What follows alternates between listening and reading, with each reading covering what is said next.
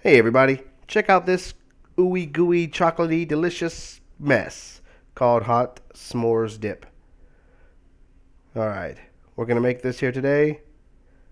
I use my favorite 12-inch cast iron skillet. And as far as the ingredients goes, what we're adding right now is a cup and a half of jumbo marshmallows with a cup of semi-sweet chocolate morsels and 1/4 cup of milk, like so, maybe a little less than 1/4 of a cup. All right, you want to add that over medium low heat. Any higher and you'll burn the chocolate. That's not going to be good. Um, yeah, I fast forwarded this. It over low heat it takes a while, but eventually it starts coming together like this. The marshmallows start melting, and eventually they'll melt completely into the chocolate, like so. There you go. That's what it looks like when it's all melted down. That whole process probably took 12 to 15 minutes, something like that, over low heat. I turned it off.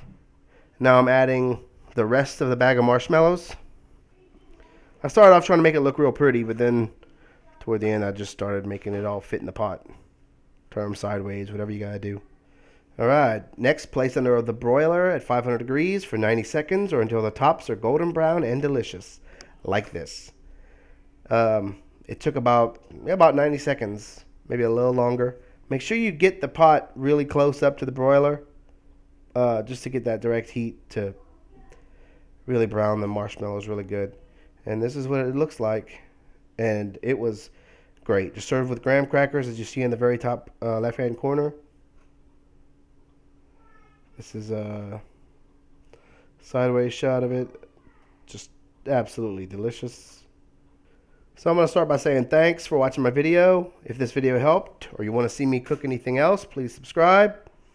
Again, have a blessed day and thanks. See you guys later.